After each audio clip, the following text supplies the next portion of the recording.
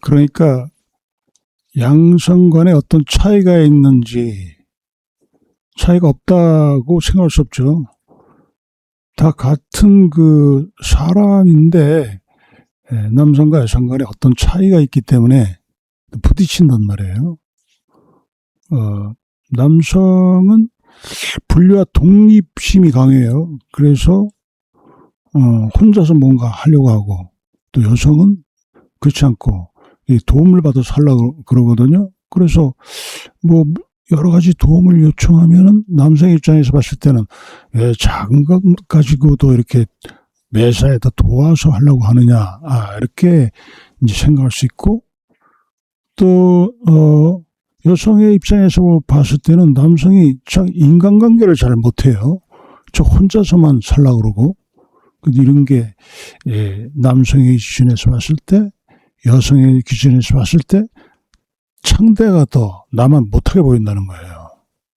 그런데 상대를 이해하고 그러면은 상대가 가지고 있는 약점을 또 내가 가지고 있고, 그래서 서로 이제 조화를 이루게 되는데, 이런 차이의 내용이 어떤 내용으로 되어 있는가라는 것을 지금 말씀드리려고 해요. 그런 내용을 하고 나면은 아무래도 그 서로를 이해하면은 그런 갈등의 문제가 쉽게 해결될 거라는 것이죠. 남녀 간의 갈등이라는 것은 그 동성 간의 갈등보다도 풀기가 더 쉬워요. 동성 간에는 그 갈등이 생기면은 뭐 만나기도 쉽고 말하기도 쉽고 서로 쓰는 말씨가 같기 때문에 이 문제를 풀기가 쉬운데, 남성과 여성 간의 갈등은 그 말의 그 내용이 다르기 때문에 그 갈등을 풀기가 상당히 어렵습니다.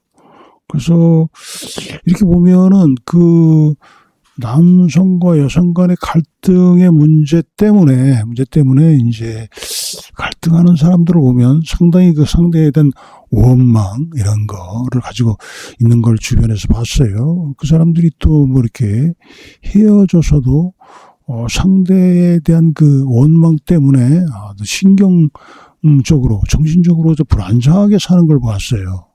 뭐 신경안정제를 먹고 잠도 제대로 못 자고 이렇게 어떤 반감을 갖고 정신적으로 상당히 그 쇠퇴해 있고 나약해져 있는 것, 이런 것을 보게 되는데, 이것은 제가 남성의 입장에서 남성을 본 그런 경험인데, 또 여성도 마찬가지일 거예요. 이런 그 이해를 하지 못하기 때문에 그런 이제 불행이 발생할 수 있고, 이런 것을 서로 상대를 알면은 좀 더 문제를 쉽게 해결할 수 있을 것이다, 이렇게 보는 겁니다.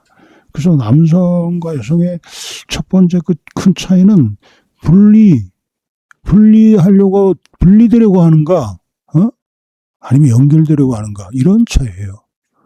독립되려고 하는가, 아니면 관계를 계속 하려고 하는가, 애착 관계를 가지려고 하는가, 이런 차이예요. 그 남성을 보면은 그 어렸을 적에 이제 어머니와 경험하는 게 좀 틀려요.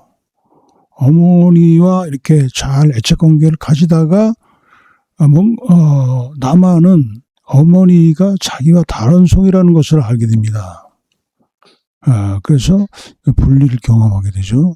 그래서 아버지의 언어를 이제 배우게 되는데, 일찍부터 이제 분리와 독립하게 되는데, 이것이 분리와 독립, 그게 이제 아버지의 언어예요. 그리고 이제 여아는 어머니와 이제 동일한 성이라는 것 때문에 전혀 그 분리를 경험하지 않고 계속해서 어머니가 자기와 동일한 동성이라는 것 때문에 애착 관계를 그대로 흡수를 하게 되고, 성인이 돼서도 그런 다른 사람과의 관계를 잘해요. 그래서 여성의 언어에는 이렇게 애착 관계 이런 게 있고, 그런 차이가 있단 말이죠. 남성의 언어와 여성이 쓰는 말 간에는 그렇게 차이가 있습니다. 남성적이라는 것은 조금 이렇다. 여성적인 것은 좀 이렇다. 여성적인 것은 좀 친밀한 관계를 잘하는 것이고, 여성은 그런데 남성은 그 친밀한 관계를 잘 못한다는 것입니다.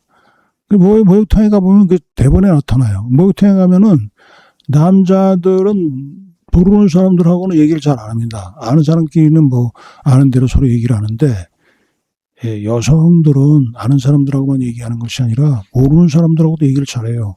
그만큼 애착관계, 사회적 친밀한 관계를 잘한다는 거죠. 이런 남성과 여성성의 어떤 차이가 있습니다. 그리고 이제 도덕적인 것도 좀 차이가 있어요. 도덕적으로 봤을 때 남자는 어떤 분리되고 독립되는 것, 추상적인 추론의 능력을 많이 갖게 되는 것, 이런 쪽으로 많이 발달되어 있습니다. 그런데 여성은 그 애착관계, 또 희생과 헌신, 이런 쪽으로 이제 많이 발달되어 있어요. 그래서 여성은 이제 이렇게 최고의 도덕을 다른 사람을 돌보고 하는 거, 최고의 도덕은 사람들과 함께 더불어서 함께 좋은 세상을 만들어가는 거야. 이게 최고의 도덕이에요. 그렇지만은 남성은 내가 독립되고 다른 사람도 독립되고 서로 독립된 주체로 살아가는 거예요. 그래서 상대의 권위를 인정하고 나도 그런 권위를 인정받고 이렇게 이런 어떤 도덕적인 차이가 있다는 거죠.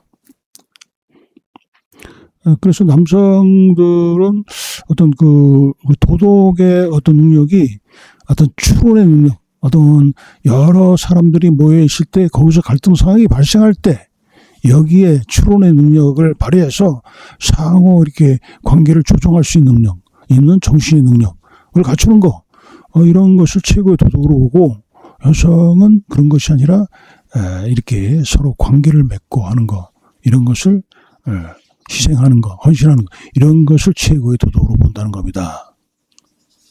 그리고 이제 남성의 어떤 대상을 판단하는 그 감각의 기관과 여성이 또 가지고 있는 그 감각의 기관, 대상을 판단하는 그 감각의 기관이 또 차이가 있습니다. 남성은 시각을 많이 써서 대상을 판단합니다. 여기에 비해서 여성은 촉각을 많이 써서 대상을 판단한다는 거죠. 그래서 남자는 이렇게 어떤 계획을 잘 짜요. 계획을 빨리 짜가지고 그 범위를 빨리 판단한다는 거죠. 대상을 보고 그 대상의 영역이 어디까지라는 것을 잘 빨리빨리 판단한다는 거죠. 왜?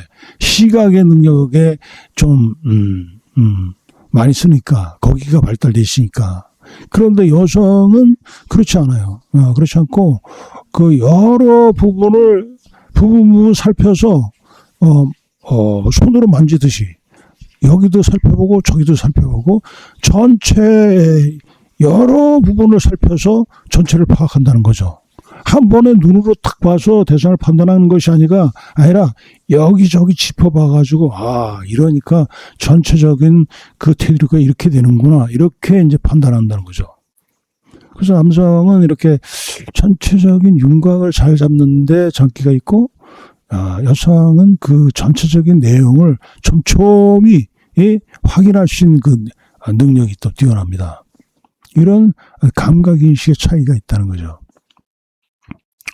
그리고 이제 남성의 언어와 여성의 언어 간의 차이가 있습니다.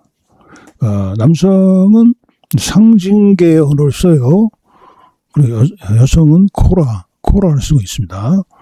상징계는 이제 상상계와 실제계와 이제 비교해서 설명이 될 수가 있는데, 상상계라는 것은 개인적인 언어예요.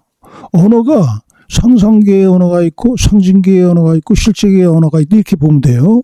근데 이 상상계라는 것은 개인의 언어입니다. 그러니까 사회적인 어떤 언어는 상징계고, 이 상상계가 이제 사회와 부딪히면서 사회 언어를 배우게 됩니다. 개인적으로 자기 생각대로 안 되는 게 많죠.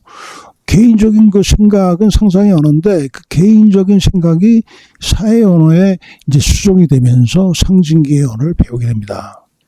그런데 이제 실제계라는 것은, 실제계의 언어로 하는 것은 실제하는 것을 말하는 거예요.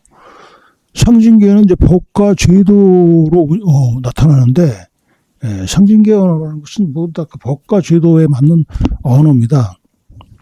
이렇게 해라 저렇게 해라 하는 것이 이제 법과 제도에 맞게 운영되는 거예요. 이것은 또한 아버지의 언어라고도 해요. 아버지가 이제 권위가 있지 않습니까? 야, 이렇게 하면 안 된다. 이렇게 하면 이렇게 해야 된다. 뭐 이렇게 하는 그런 명령조의 언어가 있는데 그런 어떤 테두리를 정해주는 것이 이제 상징의 언어고 실제의 언어는 실제의 언어는 또 이제 법과 제도와 다르게 또 실제하는 언어입니다. 실제하는 언어는 이제 금강경에서 이제 볼 수가 그 예를 들어 볼 수가 있는데 그 금강경에 보면은 그 이제 거기에 이제 상징계와 관계된 언어도 있고 또 상상계와 관계된 언어도 있고 그렇습니다. 그래서 이제 한 사람이 물었습니다. 그 부처님을 어떻게 볼 수가 있습니까? 라고 물으니까 몸으로 볼 수 있습니까? 몸으로 볼 수 없다. 여기서 이제 몸으로 볼 수 있다는 것은 이제 감각으로 인식하는 거예요. 몸이라는 것은 눈, 코, 입, 귀, 손, 뭐 이렇게 피부 가서 만져서 알 수 있는 것입니까? 라는 말이 달리 말해서 몸으로 알 수 있습니까? 그런 얘기입니다. 그러니까 몸으로 알 수 있습니까? 라는 것은 우리가 오감을 통해서 그 부처님을 알 수 있습니까? 라는 질문이에요. 그러니까 그 스승이 몸으로는 볼 수가 없다. 이렇게 대답하는 거예요. 그렇다면은 그거는 이제 상상의 언어는 될 수가 없죠. 상상의 언어로는 부처님을 알 수가 없다는 거예요. 그렇다면 그럼 어떻게 알 수 있는가? 모든 상이 아니라는 것을 알면은 곧 열애를 볼 것이다. 이렇게 이제 얘기를 하거든요. 근데 모든 상이라는 건 여기서 상징계를 말하는 거예요. 모든 상이라는 것은 그 말하는 그 내용이고 내가 이해할 대상이에요. 상은 내가 이해하고 있는 그 내용이에요. 그런데 이해하고 있는 그 내용이 내 말로 표현되지 않습니까? 그리고 대상이 내가 이해할 수 있는 그 대상이 내 지성과 이성의 능력으로 이해할 수 있지 않습니까? 그런 내용이 모두 다 상징의 성격을 띠고 있다는 거죠. 법과 제도 안에서 설명이 되고 있다는 거죠. 우리 사회 속에서 이미 통용되고 있는 그런 언어로 설명되고 있는 것이 모든 상입니다. 근데 그 모든 상이 아니라는 것을 알면은 그러면 열애를 볼 것이다라는 것은 이것이 이제 바로 실제이를 나타내는 것이에요. 상징계도 있지만 법과 제도에 의해서 표현되고 나타나고 있는 그런 어떤 이념도 있지만 그것과 다르게 본질적인 또 그 언어도 있다는 거죠. 이것이 이제 실제의 언어예요. 그런데 이제 상징계는 이렇게 남성들의 언어고 여성의 언어는 코라는 거죠. 코라라는 것은 그 상징계를 부정하면서 그리고 실제계를 나타내는 것이 아니라 실제계에 가까운 것을 나타내는 것이 이제 코라입니다. 그래서 상상계는 내 개인의 생각은 상징계에 의해서 수정이 돼요. 그러니까 개인의 생각은 사회 제도의 사회 언어에 의해서 수정이 됩니다. 그리고 상징계의 언어는 개인의 생각과 이념은 실체계에 의해서 수정이 됩니다. 그래서 이렇게 이제 구분이 되는데 이 코라의 언어는 상징계를 부정하면서 상징계를 부정하면은 실체계가 나오거든요. 그런데 실체계는 아니라는 거죠. 그 코라는 이렇게 언어화되지 않습니다. 실체계는 완전한 문정체를 가지고 있어요. 주어, 동사, 목적어, 보호 이렇게 실체계의 내용이 어떤 것이라는 것은 완전한 문정체를 가지고 설명할 수 있습니다. 그렇지만은 코라는 그런 문장으로 나타내지 않는다는 거죠. 문장으로 나타낼 수가 없다는 겁니다. 왜? 언어 이전의 세계이기 때문에.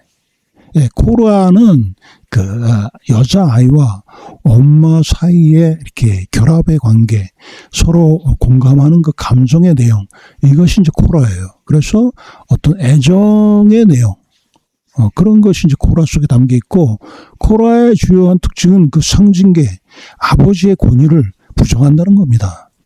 그리고 또 다른 이 상징계와 다른 세계를 바라볼 수 있게 한다. 그런 내용이 있습니다. 그래서 그런 차이가 있어요. 여성은 그 고라를 쓰고 있고 남자는 상징의 언어를 쓰고 있다. 그런 차이가 있고, 또 남자는 어떤 초점을 맞춰요. 언어에 주제에 초점을 맞추는 경향이 있습니다. 근데 여성의 언어는 그렇게 초점을 안 맞춰요. 그 초점을 열어놓죠. 빈 공간을 열어놓는 그런 경향이 있는 것이 여성의 언어입니다. 그런 차이가 있고 그렇습니다. 그래서 이렇게 상대를 이해하면은 좀 더 갈등을 줄이고 조화를 이룰 수 있다는 거죠. 그뿐만 아니라 이 사회 학습을 통해서도 여성성과 남성성이 차이가 나요. 사회에 이미 조성되어 있는 관습이 있어요. 사회에 조성되어 있는, 사회에 이미 정착되어 있는 그런 사회적 관습이 다시 남성성에 영향을 미치고 여성성에 영향을 미치고 있는 것입니다.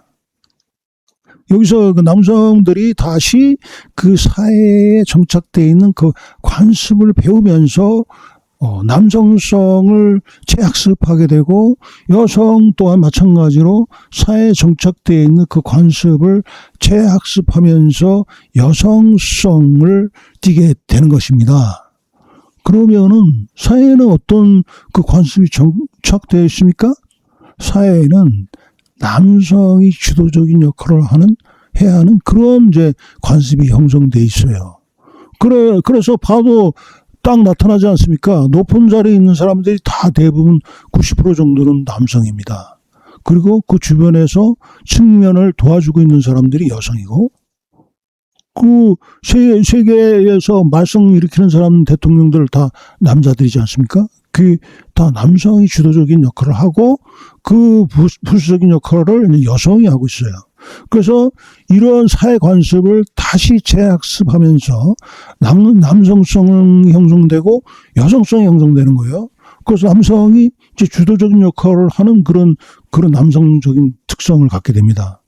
그러면 여성은 좀 약간 부수적인 역할만 하고, 그럼 좀 남성에 비해 열등한 위치를 갖게 되는 것이 아닌가, 이렇게 생각하는데 또 이게 그렇지 않다는 겁니다.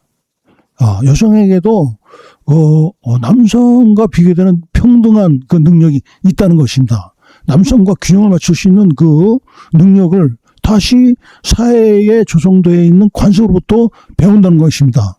어떻게? 여성이 그 부수적인 역할을 하고 있지만 여성은 두 가지 역할을 한다는 거예요.